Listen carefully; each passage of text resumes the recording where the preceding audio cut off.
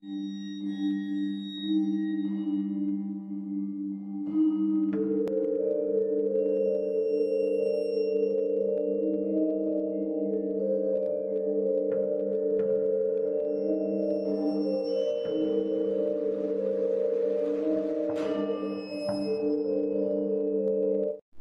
guys, so hari ni aku nak ceritakan satu kisah kepada korang, iaitu 7 tempat seram yang ada di Malaysia.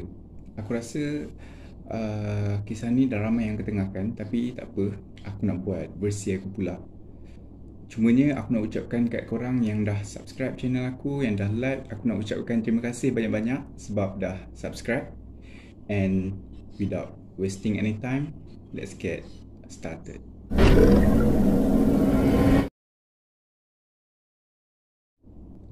So, tempat yang pertama ialah di Highland Tower.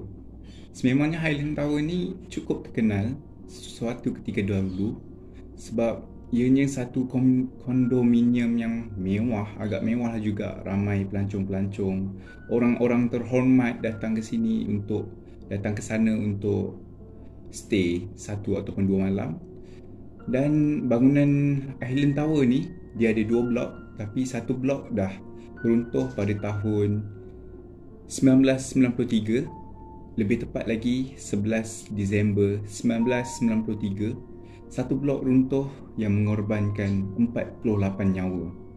So ada yang mengatakan Highland Tower ini terdapat banyak roh yang tak tenang. Jadi banyaklah pasukan paranormal, perisik-perisik tertentu yang datang ke sana untuk merasai sendiri, meneroka kawasan sana, merasai sendiri pengalaman seram tu ketika berada di sana. Dan ada juga yang dikabarkan yang pergi ke sana dan hilang tanpa khabar.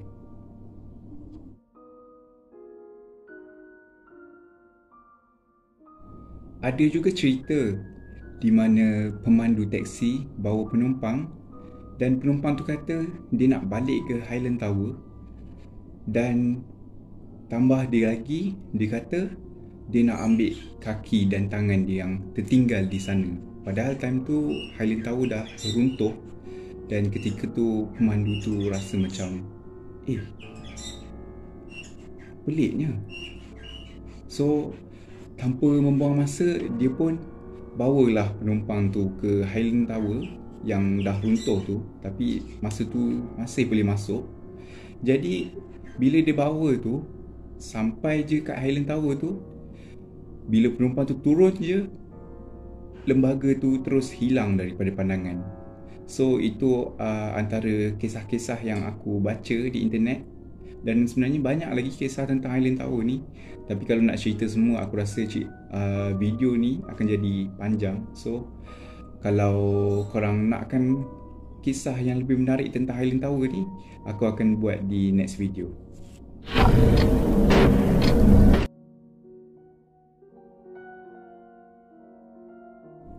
Tempat seram yang ada di Malaysia yang kedua iaitu First World Hotel yang terletak di Genting Highland. So First World Hotel ni ramai yang kata wah cantiknya bila pandang daripada luar. Dia punya dinding berwarna-warni, memang cantik lah. Tapi sebenarnya dia tidak indah daripada yang dikabarkan. Maksudnya apa yang dikabarkan oleh orang tu sebenarnya hanya indah daripada luar sahaja. And bila tim-tim paranormal datang ke situ untuk merasai sendiri pengalaman seram, diorang sendiri ada merasakan pengalaman yang pelik, yang aneh. Di antaranya di hotel tersebut terdapat 6,118 buah bilik, dan ada sesetengah bilik yang dikosongkan oleh pihak hotel itu sendiri disebabkan ada sebab-sebab tertentu. Sebabnya kadang-kadang ada yang kata sesetengah bilik tu ada penghuni diorang sendiri. So pihak hotel ambil keputusan untuk kosongkan. Jadi ia agak jadi macam, bila kita dengar macam pelik jugalah. kenapa diorang nak kosongkan, sedangkan bila kita masuk bilik yang kosong tu tak ada apa-apa. So macam mana? Aku pun masih tertanya-tanya juga kenapa. Cuma itu keputusan daripada pihak hotel yang aku baca sendiri di internet. Dan kebanyakan sumber yang aku baca semuanya adalah kisah yang sama. So aku rasa betul ataupun tidak, aku tidak pasti. Tapi aku anggap itu sebagai hiburan sajalah. So, kita bergerak ke kisah seram yang seterusnya.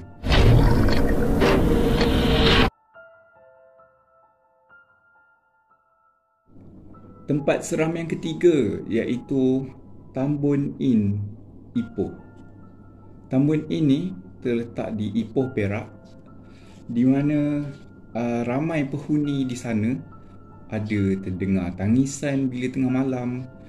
Dan yang paling menakutkan, penghuni di sana, diorang tidur di bilik diorang, and then esoknya diorang bangun di bilik lain, bukan di bilik diorang. Maksudnya masa diorang tidur tu, diorang digerakkan atau diangkat tanpa diorang sedar.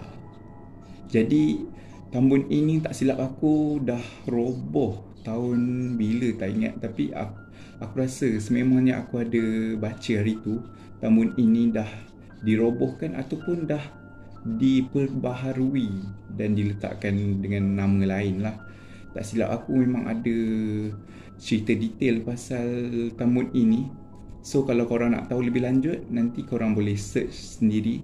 Aku akan bagi link kalau ada lah. Kalau tak ada tu korang kena search sendiri di Google. Korang search je Tambun Inn, Ipoh, Perak. Pastinya banyak kisah-kisah seram tentang Tambun Inn. So, kita bergerak ke kisah yang seterusnya.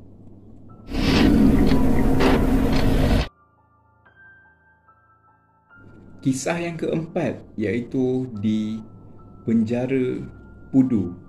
Aku pasti ramai di antara viewer aku ni tahu apa itu penjara Pudu. Penjara Pudu tu kat mana? So penjara Pudu ni ialah tempat untuk meletakkan banduan-banduan yang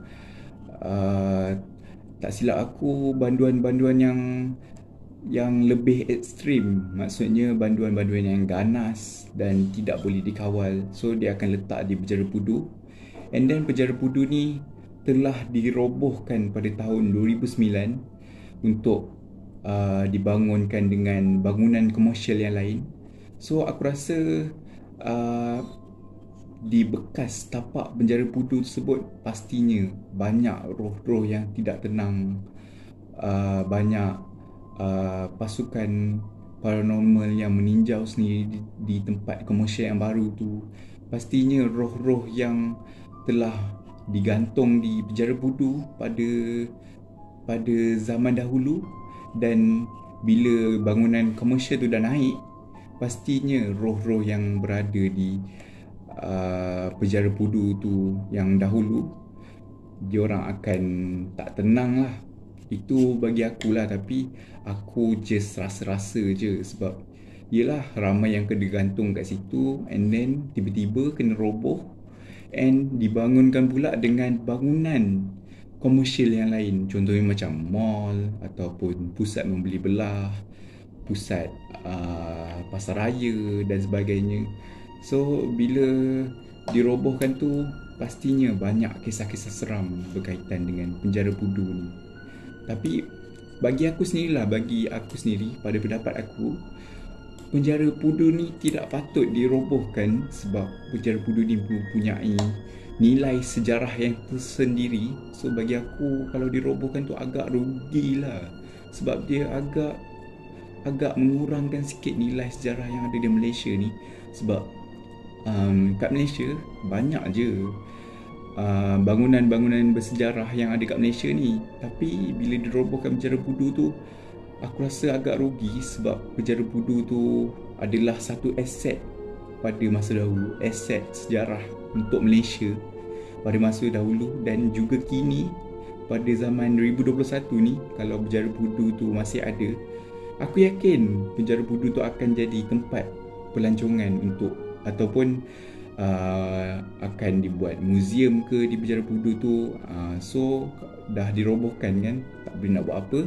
So biarkanlah sebagai sejarah. So kita move to the next story.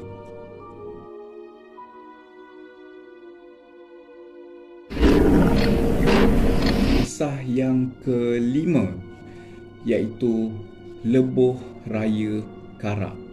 Aku pasti dekat sini yang tengok video aku ni, setiap orang mesti pernah lalu Lebuh Raya Karak ni, Highway Karak ni.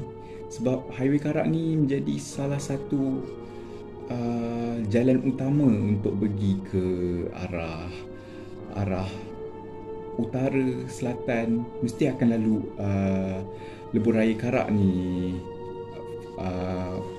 Diorang akan lalu Lebuh Raya Karak ni dulu, and then baru diorang masuk ke highway yang lain. So aku ada baca banyak kisah tentang Highway Karak ni.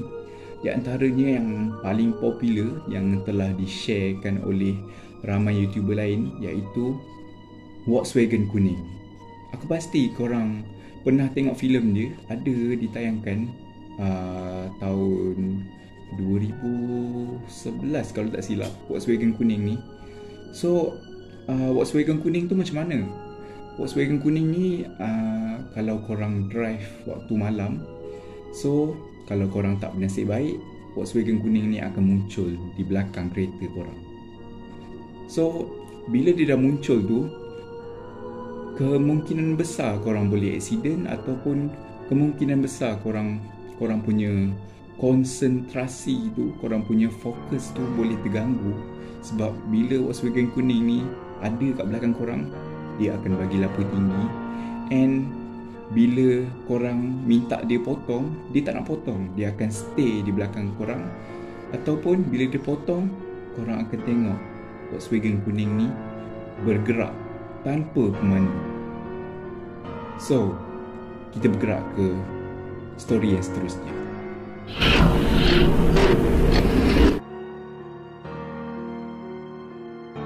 Kisah yang ke-6, iaitu tempat ni diberi nama sebagai Mimaland. And yang ni aku pasti juga di antara korang ni tahu Mimaland ni apa. Ataupun kalau ada yang tak tahu, korang boleh tanya parents korang, ibu bapa korang. Pastinya parents korang tahu tentang taman tema air yang terbesar di Malaysia ni suatu ketika dahulu. So Mimaland ni adalah taman tema air yang terbesar yang ada di Malaysia dulu. So story dia ialah Mimaland ni dulu adalah satu taman tema air yang terbesar di Malaysia, and ramailah pelancong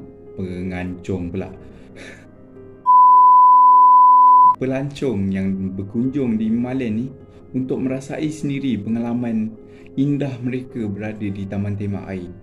And ada satu kisah ni yang mana ada seorang pengunjung ni yang mati ditemui di Mimaland akibat terjatuh daripada gelongsor. So itu kematian yang pertama, tapi pihak Mimaland tidak mendedahkan kisah tu. So Mimaland beroperasi seperti biasa, dan beberapa bulan kemudian ada satu tragedi yang berlaku di Mimaland ni, iaitu tragedi tanah runtuh yang meragut beberapa nyawa yang berada di situ. So Mimaland ni terpaksa ditutup disebabkan kejadian-kejadian yang aneh yang berlaku di situ. Dan Mimaland ini ditutup kerana faktor persekitaran yang tidak cukup baik seperti Highland Tower. Sebab Highland Tower dia runtuh disebabkan saluran air di bawah tanah tu tak cukup baik ketika hujan. So sama juga seperti Mimaland ni, sebab Mimaland ni dibina di atas bukit. So bila cuaca hujan, possibility nak ada tanah runtuh tu sangatlah besar. So pihak atasan terpaksa menutup operasi Mimaland ni, dan Mimaland kekal terbiar sehingga sekarang. So, kita move to the next story.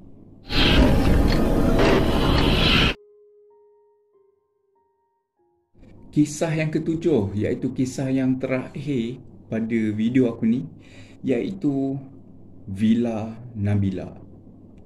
So, Villa Nabila ni terletak di Johor, kalau tak silap aku, sebab aku ada beberapa artikel yang mengatakan Villa Nabila ni terletak di Johor. Apa yang berlaku di Villa Nabila ni? Apa yang seram sangat? Villa Nabila ni pernah viral satu ketika dulu sebab ada seorang budak ni, dia masuk di Villa Nabila ni, dan bila dia masuk kat situ, dia tidak dapat keluar dan hilang sehingga kini dia tidak dapat ditemui oleh siapa sekalipun. Kiranya macam digaib lah, disedut ataupun diserap masuk ke alam bunian, aku tak tahu. Tapi kisah tu pernah viral satu ketika dulu. So, ramailah tim-tim paranormal yang datang ke Villa Nabila ni, rakam suasana di sana untuk merasai sendiri suasana seram, untuk mencari entiti, untuk mencari Nabila tu sendiri siapa. Sebab Villa Nabila, obviously dia kepunyaan Nabila. So, tu je yang aku dapat kongsikan pada hari ni. Aku rasa video ni dah panjang dah sebab dah 17 minit. So, matilah aku nak kena edit ni. Tapi tak apa, aku akan cuba yang terbaik dalam bidang YouTube ni. Aku harap korang kekal sihat selalu, stay at home. Dan kalau korang suka video ni, tinggalkan like. And kalau korang sudi, korang tekan butang subscribe and tekan butang loceng untuk mendapatkan notifikasi terawal apabila aku update. So, korang tak terlepas apabila aku update. I was hanging with you and then I realized I didn't think it was true. I was surprised when I found out I'd fallen for you.